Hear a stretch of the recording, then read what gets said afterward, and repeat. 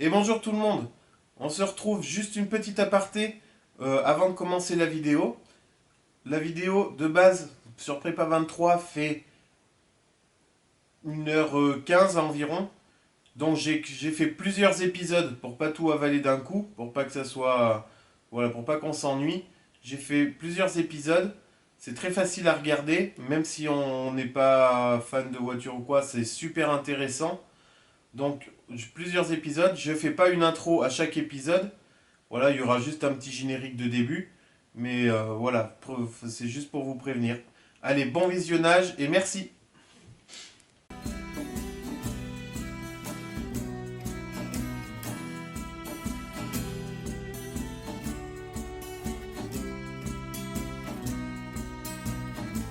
Et bonjour tout le monde.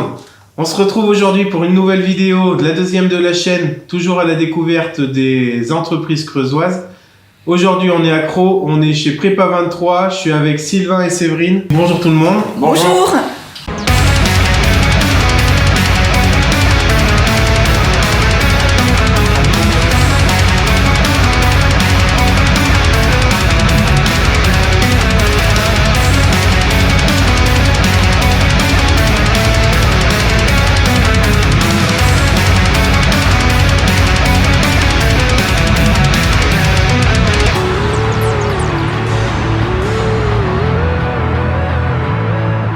Donc on se retrouve dans votre garage.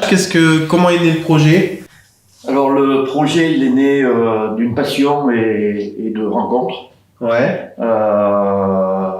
En fait moi c'est pas mon activité principale, je suis un passionné de tout terrain depuis tout petit. D'accord. J'ai fait un peu de motocross enduro, du 4x4 avec mon père depuis tout petit, mon père et ses copains. D'accord, donc c'est vraiment la passion qui t'a poussé jusqu'ici. La passion, alors moi je suis dans la mécanique, mais dans la mécanique générale, et j'ai en tête depuis très longtemps de monter, j'avais en tête depuis très longtemps de monter un garage. D'accord. Et j'ai recruté dans mon autre activité une personne qui était mécanicien auto. D'accord. Et ça a été en fait l'occasion, en discutant avec lui, et lui était d'accord aussi pour venir avec moi sur le projet, de créer ce garage. Donc avec Séverine, mon épouse, qui au démarrage de l'activité ne travaillait pas non plus ici. D'accord. Ouais. Donc Séverine, t'es mécano, non? Qu'est-ce que... Pas vraiment. Non. Raconte-nous. Donc à la base, j'ai découvert le 4x4 avec Sylvain parce que quand on s'est rencontrés, on allait faire des balades locales organisées par le club. Il t'a refilé un peu sa passion alors? Exactement, D'accord. exactement. Moi, j'ai travaillé pendant 20 ans dans le secteur bancaire, ressources humaines. Rien à voir. Donc rien à voir. Ok. Et j'ai rejoint le garage en novembre 2018, où là, je m'occupe de l'aspect commercial, comptabilité, gestion, et puis travail au développement du garage, en fait. D'accord. Donc le garage, il est ouvert en quelle période? Il a ouvert le 1er avril, et c'était pas une blague, Ouais. 2016. 2016. Voilà. Donc au départ, il y avait juste une personne.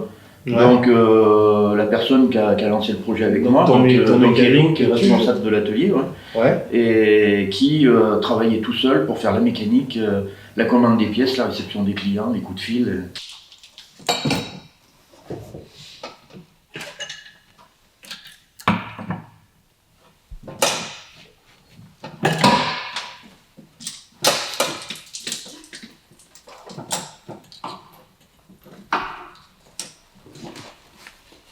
Alors, on se retrouve avec Eric. Et bonjour. Bonjour Eric. Dis-moi, qu'est-ce que tu es en train de faire? On remet le moteur dans le véhicule pour pouvoir par la suite le redémarrer et le remettre en service. D'accord. Donc c'est un véhicule en gros qui va repartir avec un moteur.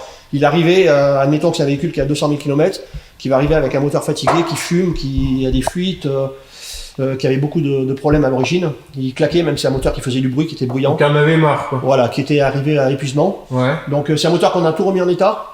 On a mis en pièces détachées, totalement. Ouais. Remonté, remplacer les segmentations, les pistons, tout ce qui est coussinet bielle, tout ça. Je vous parle un petit peu le langage mécano. Ouais. Tu lui Et as refait donc, une beauté quoi. voilà, on y a refait une vie plutôt, une santé. Ouais. Et donc là, il repart, on va pas dire pour 0 km, mais à très faible kilométrage, quoi, voilà. Et c'est pour un client. C'est un véhicule de client, bien sûr. D'accord. Et alors toi, tu es employé ici? Oui. Ça fait Depuis- maintenant 5... on a dû ouvrir le garage en 2016, je crois. Donc voilà, je suis là depuis 2016. Depuis le début. Depuis le début. Donc c'est toi le fameux employé qui était tout seul au départ alors. Voilà, j'ai commencé avec une mini-jupe et puis un Ouais. bleu. J'avais la mini-jupe partie magasin et puis le bleu côté atelier. Et voilà, tu faisais Voilà. tout quoi. Ok, et ça fait combien de temps que tu fais mécano? J'ai commencé la mécanique à l'âge de 16 ans. Ah oui, et... J'en ai maintenant 52. ah oui, donc ça fait un petit bout Donc de temps. voilà, ça fait un petit bout Tu de temps que commences je suis à dans les le boulot. connaître, les bielles et compagnie. Là. On ne connaît jamais assez parce que ça évolue au fur et à mesure qu'on grandit. Ouais, Donc on apprend toujours. Et Ouais, même des fois, on essaie de deviner parce qu'on n'a pas de... Il n'y a pas tout le temps quelqu'un qui est là pour nous dire faut faire comme ça, comme ça. Les véhicules nouveaux, c'est beaucoup d'électronique aussi. ouais, bah ouais. Pour nous, c'est un handicap. Ouais. Mais on arrive à s'en sortir. Et donc là, le 4x4 est bientôt fini alors. Oui, là, on va pas tarder à le remettre en service. Il faut que je remonte le radiateur devant, ce qui consiste à refroidir le moteur quand il prend des températures. Ouais. Et donc après, on va essayer de le remettre en route. Et puis voilà. Et il t'a fallu combien de temps il faut combien de temps pour changer un moteur? On va faire un moteur comme ça. Ouais. C'est un travail de longue haleine. C'est un travail qui est vraiment plaisant parce qu'on n'en fait plus beaucoup maintenant. Ouais. Maintenant, il y a beaucoup de garages qui prennent le moteur, ils le démontent, ils le jettent, ils en mettent un autre, ça s'appelle l'échange standard. Démonter un moteur en pièces détachées de A à Z, qui est plus un boulon qui tienne un autre. Et donc voilà, on repart là-dessus, on refait vivre le moteur. Et En ça, fin de compte, on redonne une santé à un moteur. Et ça c'est ce qui te plaît? Oui. Donc on C'est- peut dire que t'es un mécano épanoui C'est alors. Non, mais c'est la vraie mécanique. J'appelle pas ça la mécanique, remplacer un moteur, c'est facile, on prend un moteur, on le jette, on en met un autre à la place. Il n'y a pas de... Voilà. La mécanique, pour moi, c'est ouvrir un moteur, être au contact à l'intérieur de tous les organes internes qu'on ne voit jamais comme ça.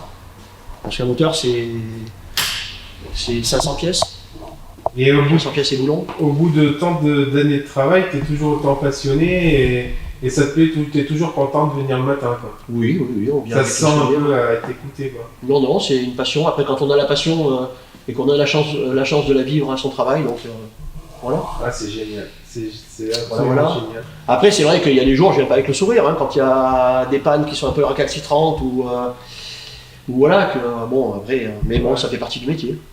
D'accord, Voilà. c'est fascinant. Ouais. Au bout de tant d'années, d'avoir toujours autant de passion, c'est trop bien, c'est trop bien. Bon, je vais pas t'ennuyer plus longtemps. Non, il n'y a pas de souci. Merci beaucoup, merci de nous avoir montré.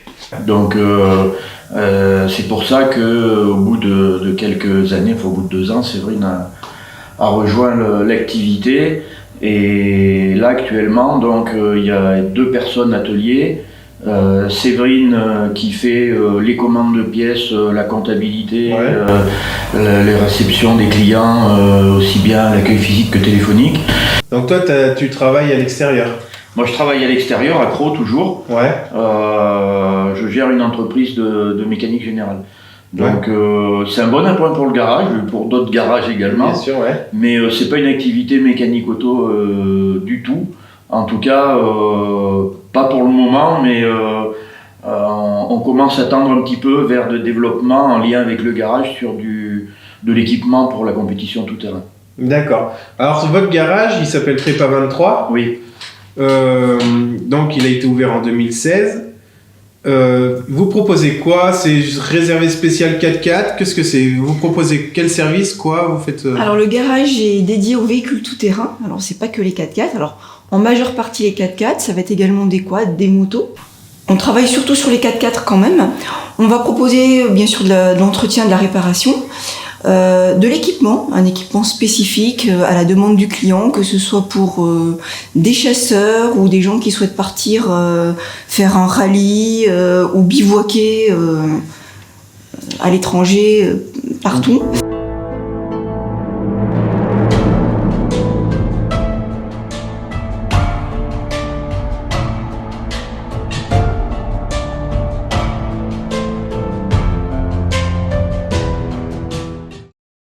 Eric, tu vas nous présenter donc ça, c'est un véhicule de location Oui. que tu vous louer pour les rallyes féminins. C'est exclusivement féminin.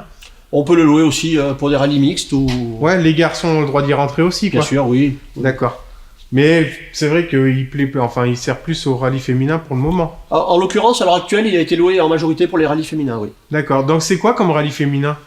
Des exemples? Le Cap Femina, le Rose des Sables, c'est des rallyes qui sont faits à l'étranger, Ouais. bien souvent dans les pays sableux, on va dire.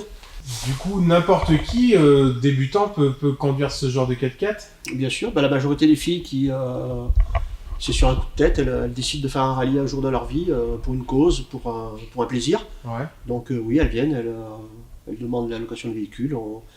Après, on ne met pas le véhicule comme ça, tiens, monte dedans, vas-y, casse-toi. Ouais. On organise une journée de mise en main du véhicule, avec une partie théorie, une petite partie mécanique aussi, parce qu'il faut qu'elles sachent quand même se débrouiller quand elles sont toutes seules dans le désert avec le véhicule. Ouais. Et après, on a une après-midi, logiquement, sur un terrain le terrain de trial de Cros, terrain de 4x4. Et donc, on les met comment ça s'appelle, en opération avec le 4x4 sur le terrain, les apprendre à manœuvrer, à se servir des ponts, des différentiels, blocage de roue, tout ça, donc voilà. D'accord. Donc, je te laisse me montrer un peu la bête. Voilà, donc ça c'est le plus gros qu'on a, celui-là, le HDJ 80. D'accord. C'est un vieux véhicule qui a un peu de kilomètres au compteur, mais c'est tellement fiable Ouais. que C'est voilà. quoi, c'est un Land Rover? Non, c'est quoi? Non, c'est Toyota ça. C'est Toyota. Ouais. Ok. Et c'est un véhicule qui est fiable et qui au jour d'aujourd'hui nous a jamais lâché. Et vraiment, d'ailleurs on en a profité, là, on parlait du Covid tout à l'heure, de l'entretien des véhicules internes. C'est un véhicule, j'ai refait le moteur entièrement de A à Z, donc comme celui-là bien sûr, comme le blanc, le Land Rover que j'étais dessus tout à l'heure. Et donc on a refait le moteur de A à Z avec tous les contrôles des poids mécaniques, pont, boîte de vitesse, boîte de transfert, tout ça, on a tout contrôlé dessus. Comme ça il repart quasiment, on va pas dire à 0 km, mais pas loin. D'accord, ok. Voilà. Alors, Donc c'est un véhicule de rallye qui est déjà équipé. ouais. Quand on loue le véhicule, il est déjà prééquipé. Ok. Donc comme tous les véhicules de rallye, hein, pilote, copilote. Ouais. Donc après, ça c'est un support multifonction, c'est-à-dire que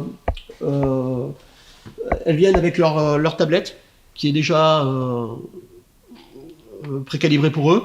Ouais. Ils la posent, on met l'antenne satellite magnétique sur le toit, et donc c'est entièrement pour leur concerner à eux, leur partie. Et donc après on peut louer le 4x4 aussi avec un TerraTrip, comme on a vu sur les autres véhicules. Dans l'autre, ouais. Voilà, pour les distances. Des fois, il y en a qui préfèrent naviguer au TerraTrip, d'autres à la tablette, c'est elles qui choisissent. Donc voilà, le véhicule est prééquipé pour. Il n'y a plus qu'à venir avec ses affaires et puis les poser dedans. Là, au moins, il y a l'autoradio, contrairement aux autres. Il y a un autoradio. Donc ça, on va couper le véhicule en deux.